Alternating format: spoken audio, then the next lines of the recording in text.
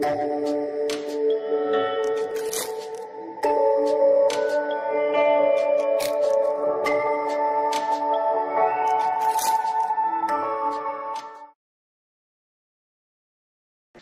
bueno, para presentarme ante todos ustedes, mi nombre es Adrián Kane, ¿sí?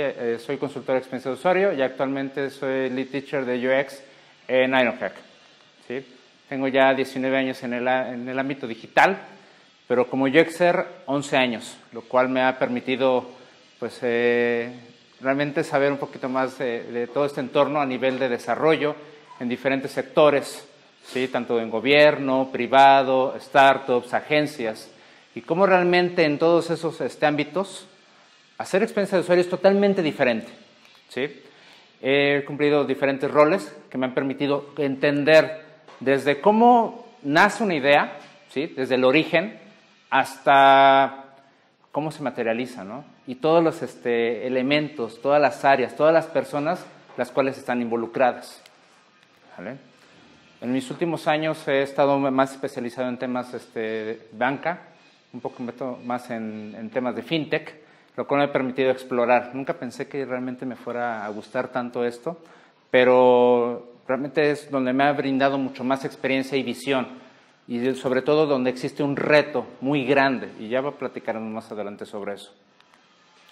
Pero ¿por dónde empezamos el día de hoy? ¿Sí?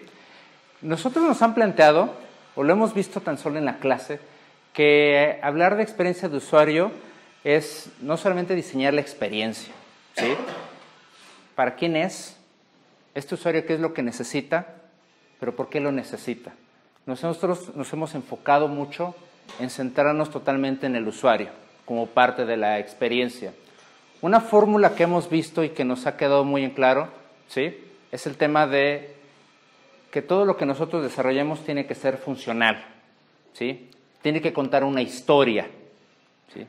Tiene que ser afín, ¿no? Realmente lograr esa empatía con los usuarios, pero sobre todo que sea bello, porque muchas aplicaciones o muchas iniciativas se quedan en lo funcional, en aterrizar ciertos tipos de metodologías y estructuras que ya existen, pero ¿sí? Cuando queremos cruzar ese límite para poderlo destacar ante todos, tenemos que recurrir a que sea hermoso, que realmente apliquemos más allá del estilo gráfico de lo que podemos nosotros retarnos como seres humanos. Y al final todo esto lo podemos reducir en que desarrollar experiencia de usuario trata de gozo, trata de confianza, que esta persona se sienta segura al momento de nosotros poder aterrizar una idea, que se sienta confiado. Sin UX no hay dirección. Creo que eso es algo que nosotros hemos dejado muy en claro, ¿sí? Que para nosotros ofrecer la mejor experiencia tenemos que poner a las personas en el centro. Pero ¿qué ha pasado?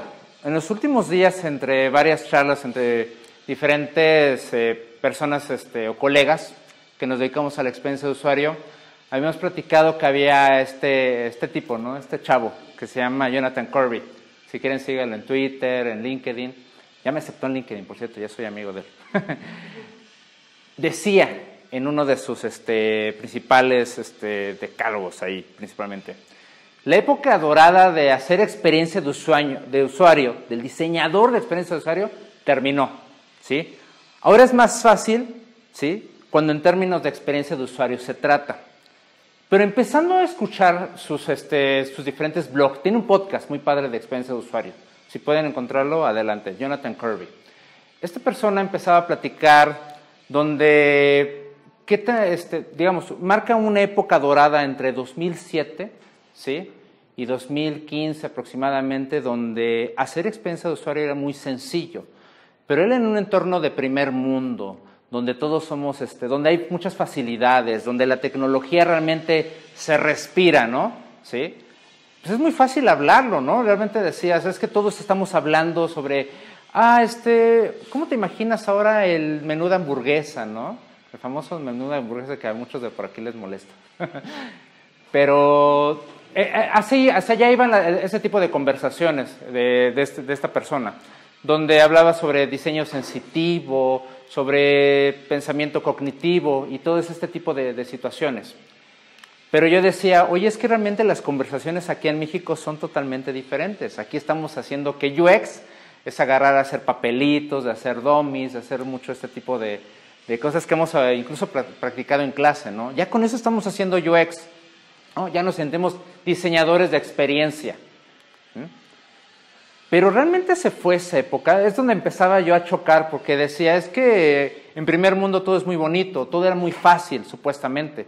Oye, pero yo realmente recuerdo que no era tan sencillo. O sea, aquí en México la situación es muy complicada porque hablar con un tomador de decisiones es bastante difícil. Hablarle sobre transformación digital, hablarle sobre muchos paradigmas de Internet de las cosas, de tecnología 5G, wearables, lo que ustedes quieran era imposible, ¿no? Incluso las estrategias, históricamente hablando de desarrollo de software, siempre estaban desarrolladas a sistemas.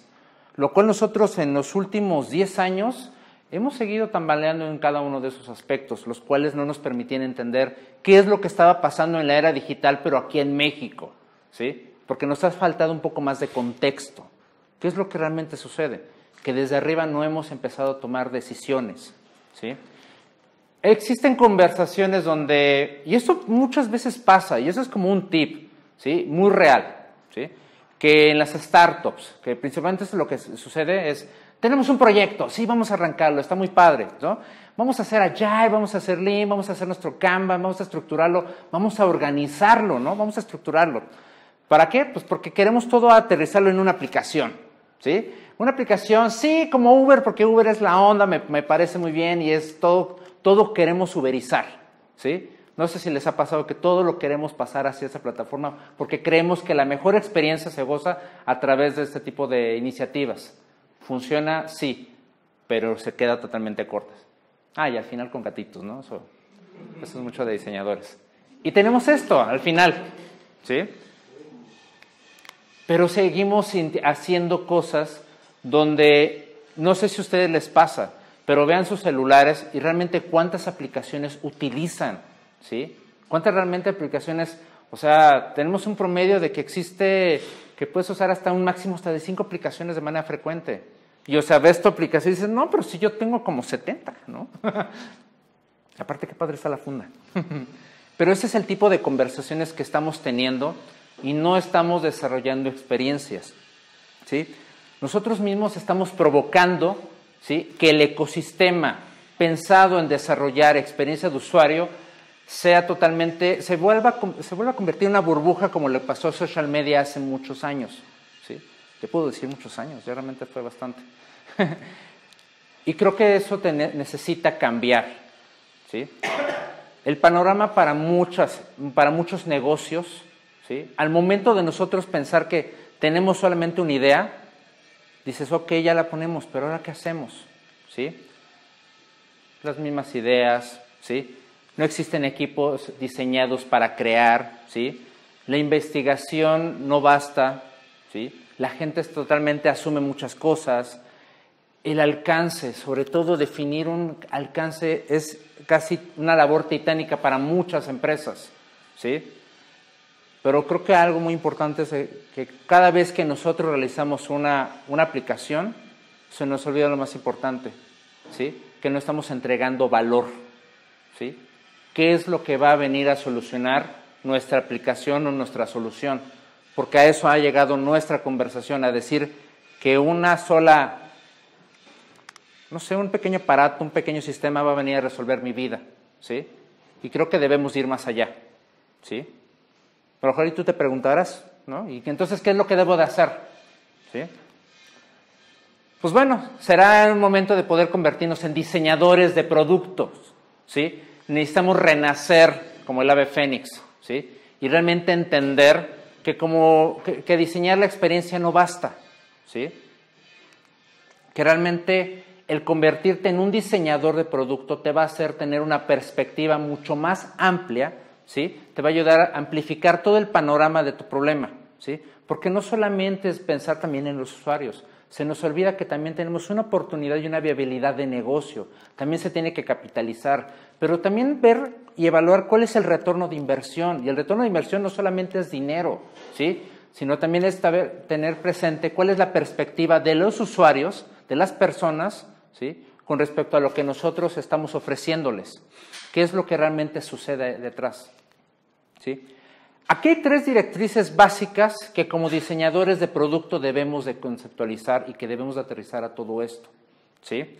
Tenemos que debemos de diseñar una estrategia. ¿Sí? ¿Cómo nosotros vamos a hacer crecer el negocio? ¿Sí? Y sobre todo valorar la lealtad.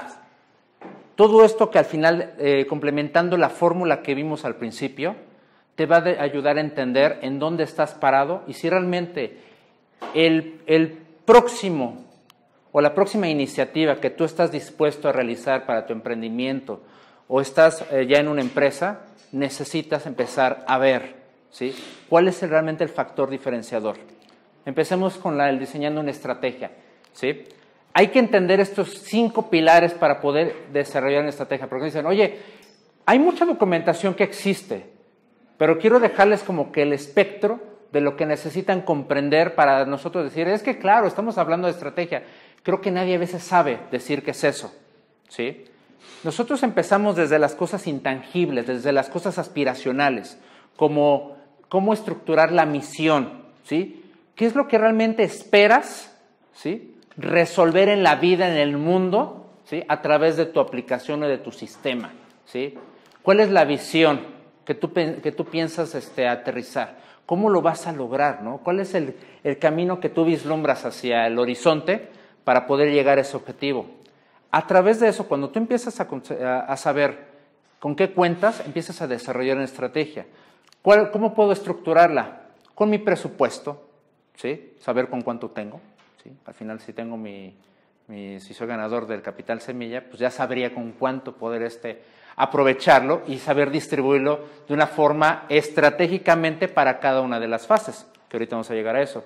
¿Cómo nosotros, también con quién contamos? A lo mejor yo estoy sacando una idea y soy la única persona, ¿sí?, que va a desarrollar la idea. Pero a lo mejor voy pensando, oye, a lo mejor necesito un programador, a lo mejor necesito a alguien de negocios, a lo mejor necesito a alguien de algún perfil muy particular, ¿sí? ¿Me explico?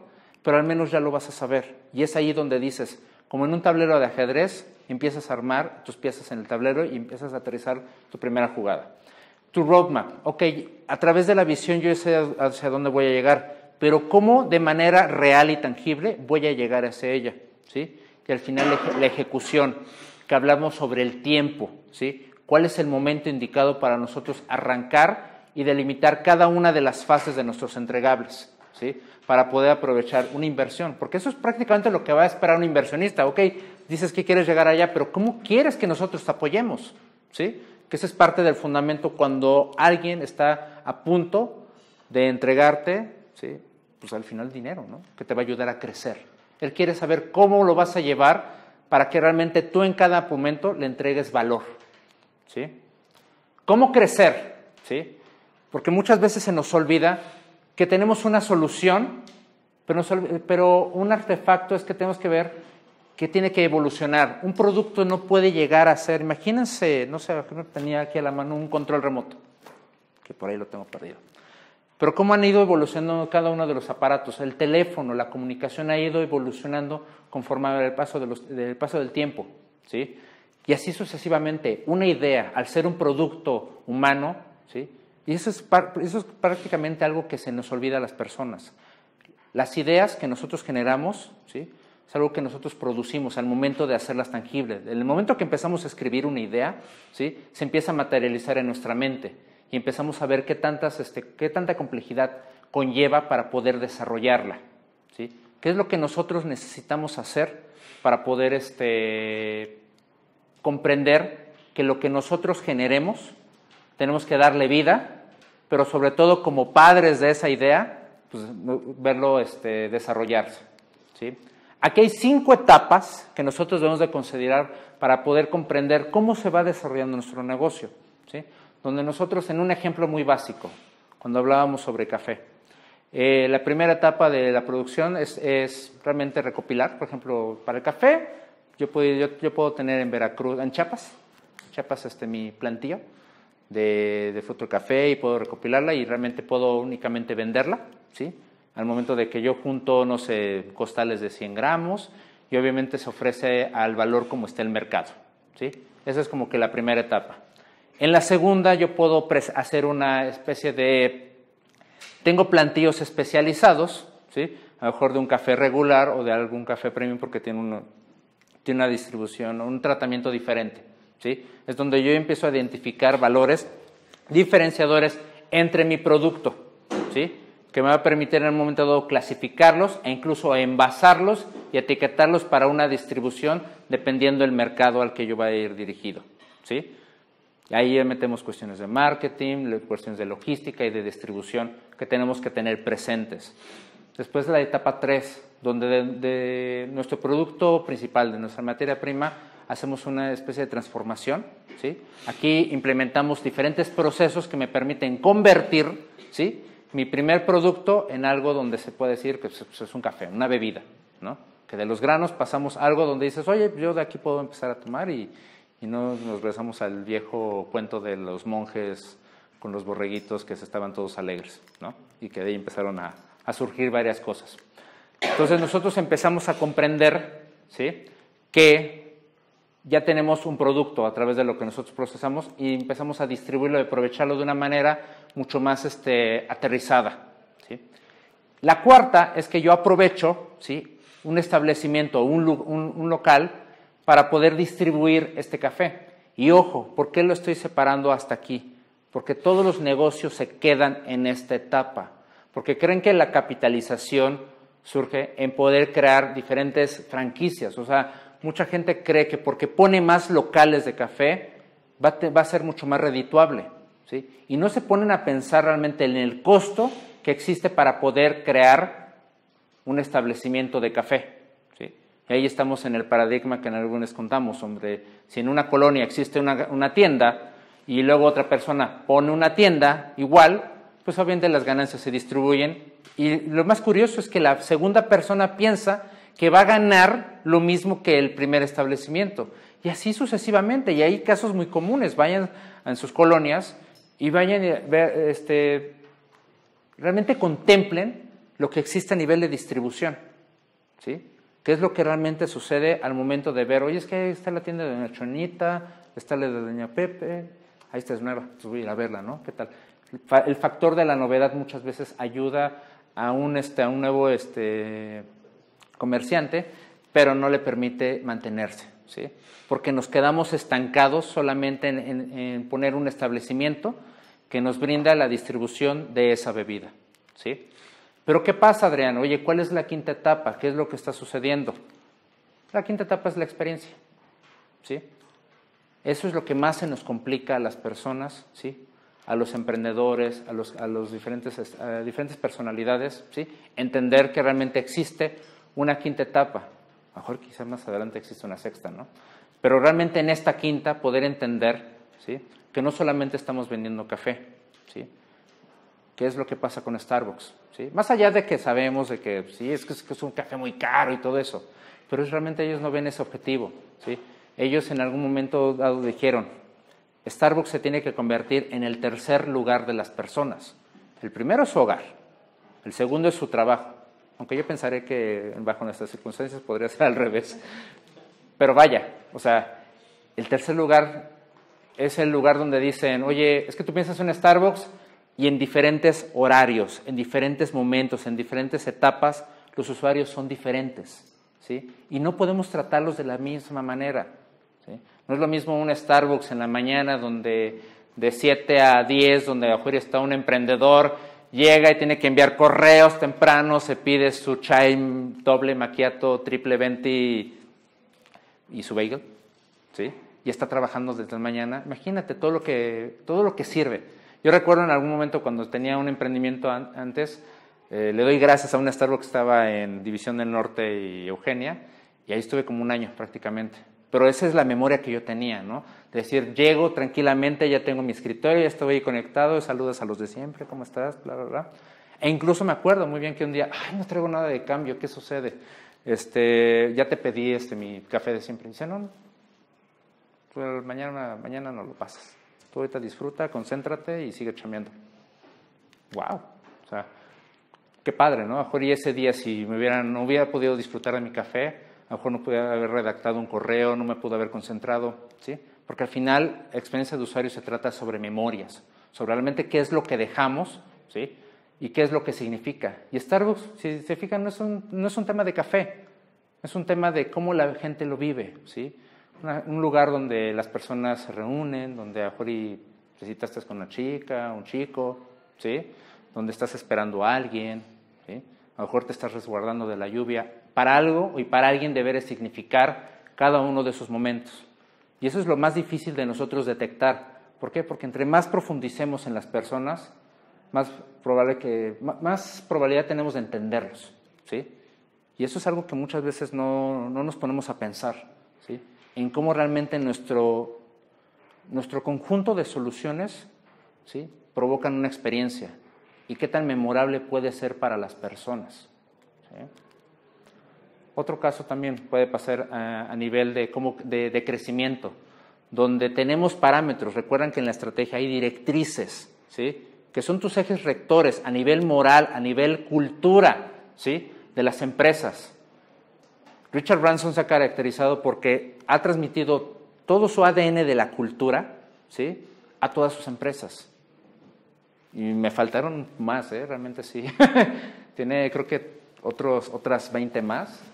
¿Pero por qué? Porque se dedica que a los teléfonos, que a la industria aeroespacial, que a la moda, que a la música, a muchas cosas. Y yo sé que al menos cuando nosotros veamos un sello, ¿sí? De Virgin, lo que sea, vamos a encontrar una directriz que siempre destacar la experiencia, ¿no? Un ejemplo muy básico que ellos tienen es en las aerolíneas. Las aerolíneas de Virgin siempre creo que tienen paquetes donde dicen, ¿quieres viajar como rockstar? Y te van con todo, desde la recepción y el outfit, y te van las edecanes o los chavos y te van siguiendo y, oh, sí, bravo, padrísimo, y te hacen sentirlo, ¿sí? Pero eso es parte de fabricar y desarrollar una experiencia adecuada para las personas. Es lo más difícil, ¿sí? Por eso es que cada uno en sus proyectos que vayan a realizar, chicos, traten de identificar cuál es su propuesta de valor, ¿sí? ¿Qué es lo que realmente están dejando, ¿sí? Para las personas, para la vida, para el mundo, para lo que sea? ¿Qué es lo que están haciendo? En el momento que ustedes identifiquen ese valor, van a poder desarrollar muchas ideas y que esa misma idea vaya creciendo. Si tú no o sea, tú tienes una idea de ese tamaño, pero date cuenta que eso no basta. Que esa pequeña idea debe de ir materializándose y debes de ir agregándole cosas y llegar a un momento en el cual, ok, esto ya cumple un factor, pues bueno, hago otro producto, ¿sí? Que cumpla las mismas directrices que yo estoy rigiendo, porque eso es de lo que sí tengo control, porque seguramente vas a hacer una empresa, vas a empezar, ¿sí? Un negocio o un emprendimiento, pero asegúrate que en un momento dado, a lo mejor ni vas a tener control ni no lo vas a dirigir, ¿sí? A lo mejor ibas a ser miembro directivo en un plano mucho más astral, ¿no? Pero que siempre dejes bien plantado cuáles son esos objetivos para que puedas dedicarte a esta iniciativa, tener otra iniciativa y así sucesivamente, ¿sí? Esa es la virtud de los grandes emprendedores, porque no solamente es dejarte con uno, es tener el hambre para hacer el siguiente y el siguiente y el siguiente, ¿sale? Y por último, la lealtad. Todo lo que hemos platicado nos da para que sigamos protegiendo el tema de la experiencia, porque hemos visto que realmente el valor de compra no se da por la primera vez. Tú tienes una oportunidad para hacer valer, ¿sí? Todo lo que tú vas a vender como marca, que no solamente es el producto, sino qué es lo que ofreces alrededor de ella, ¿sí? Obviamente debería de ser tu prioridad, pero lamentablemente para muchas empresas lo dejan como un factor totalmente alterno, ¿sí? Cuando realmente debería ser de lo primero. Está muy poco valorado todo este tema de la lealtad. Hay un caso, a lo mejor se identifican conmigo, pero por ejemplo, cuando tratamos de hablar sobre telefonía, internet, todo este triple play que existe, donde tenemos que Infinitum, que Easy, que Total Play, que fibra óptica, que esto y que el otro, ¿sí? Tenemos muchos temas donde las diferentes empresas que tenemos, yo no sé probablemente cuál es la oferta de valor de cada una de ellas. Yo realmente muy fríamente veo que es el tema del precio, ¿sí? Incluso hasta la de la disponibilidad. Pones tu código postal, ay, resulta que ayer que estaba checando dice, no tiene fibra y me sigo conservando mi servicio tradicional, convencional. Pero bueno, ¿qué es lo que pasa muchas veces? Que cuando tú tienes una queja, cuando tú hablas a servicio al cliente, muy particular, porque realmente todas estas empresas se encargan de promoción, sí, los mejores paquetes, la mejor tecnología, los mejores routers, la mejor conexión. Pero ¿qué pasa cuando existe un problema? Cada una de estas oportunidades a nivel de negocio, cada vez cuando tú desarrollas una estrategia, ¿sí?, que está orientada a mercadotecnia, a tecnología, a distribución, muchas veces se nos olvida que también el servicio y la atención al cliente es importante. Y ojo, estamos en ya 2019, ¿sí?, y lo que llega a durar este video, pero realmente lo que llega a pasar es que se me hace absurdo que en una época donde la tecnología está tan avanzada, donde tenemos sistemas de datos, donde sabemos de dónde te ven, a qué hora, qué es lo que sucede, sigamos teniendo el mismo problema. Yo les pregunto, o sea, ¿ustedes creen que los problemas que puedan tener estas empresas han cambiado conforme han avanzado los años? O sea, son los mismos problemas, ¿sí? Que si, por ejemplo, se va la luz porque hubo lluvia, ¿por qué no en tecnología han desarrollado algo que impida que existan esos cortos? ¿Sí? O porque, digo, seguramente hay muchos elementos que ya están rastreables por el simple hecho de saber qué es lo que ha pasado. Tienen los reportes en call center. Ahora, últimamente todas estas iniciativas tienen redes sociales. Entonces pueden ver toda la data, ¿sí?, de las necesidades y de las problemáticas. Y yo un día les dije, hay varios tweets ahí que tengo con Easy, de decir, oye, es que si ya sabes cuáles son mis problemas, ¿por qué no actúas? ¿Sí? Hay muchos temas de comportamiento a nivel de consulta de datos. ¿Por qué no pones planes, por qué no creas estrategias que actúen con respecto a la temporalidad? ¿Sí? Es, por ejemplo, y a mejor me voy a ver muy extremo, ¿sí? Pero ¿qué pasa, por ejemplo, con los temblores? ¿Sí? ¿Por qué las compañías de telefonía no han empezado a actuar, ¿sí?, para poder resolver cuando realmente pasa el tema de que existe mucha desconexión? Yo creo que hay muchas cosas. Yo sé que es un evento muy difícil y que a veces no puedes tener el control de todo, pero la tecnología nos ha demostrado, conforme ha avanzado los años, ¿sí?, que muchas cosas son posibles, ¿sí? ¿Qué es lo que puedes hacer? Porque muchas veces dicen, es que todos están conectados en ese momento y todos quieren llamar. ¡Resuélvelo! ¿Sí?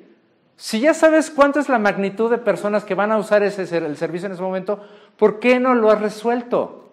¿Por qué seguimos padeciendo de ese tipo de circunstancias? ¿Sí?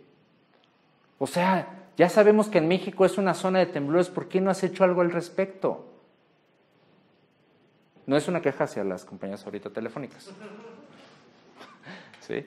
Pero realmente eso es lo que ponemos a pensarnos. La experiencia, a lo mejor te vendieron un teléfono padrísimo con un plan de datos ilimitado y todo eso, pero en el momento que no puedes llamar porque tienes una emergencia o tienes algo, adiós lealtad, adiós todo. Y sobre todo sus típicas respuestas, ¿sí? Los planes de compensación.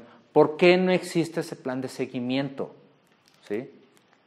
En el momento que nosotros empecemos a identificar cada punto de contacto de los usuarios, ¿sí?, y cuál es el sentimiento que tienen, cuál es el miedo, cuál es la frustración que tienen en cada punto de interacción. No solamente el decir Easy, pues que te pone la demo de Canon afuera del Walmart, o que están afuera de Plaza Universidad haciendo propaganda, o que salen en televisión ofreciéndote las mejores ofertas, la mejor conexión. De nada eso sirve si realmente tú no contemplas una estrategia orientada para poder conservar a tus usuarios, ¿sí?, y asegurarte que forma parte de eso.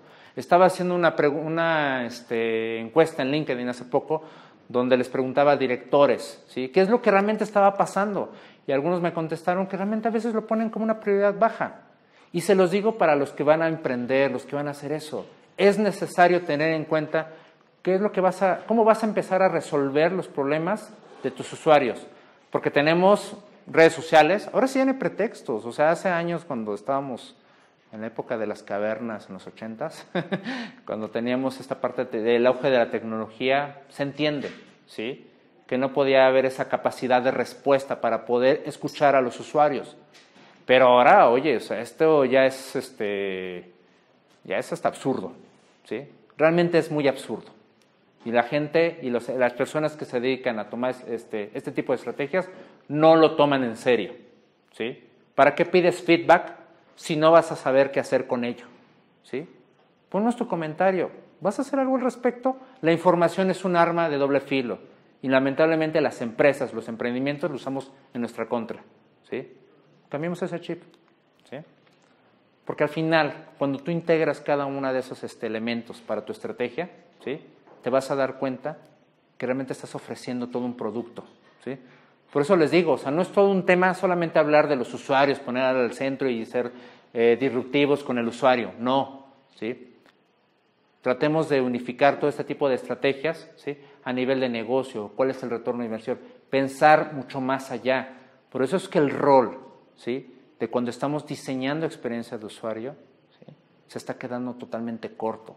¿Cuál es nuestro rango que tenemos que pensar y las habilidades que necesitamos adquirir para poder llegar al siguiente nivel? No quedarnos en la cuarta etapa, ¿sí? Es una inercia normalmente, porque a veces pensamos que el crecimiento es que tener una bodega más grande, ¿sí? Yo diría que más bien es saber tener al equipo ideal, ¿sí?, para poder captar y poder observar cada uno de esos necesidades de los usuarios y saber cómo vas a tu capacidad de respuesta, ¿sí?, y que tengas que ser más proactivo. Eso es realmente diseñar un verdadero producto, ¿sí?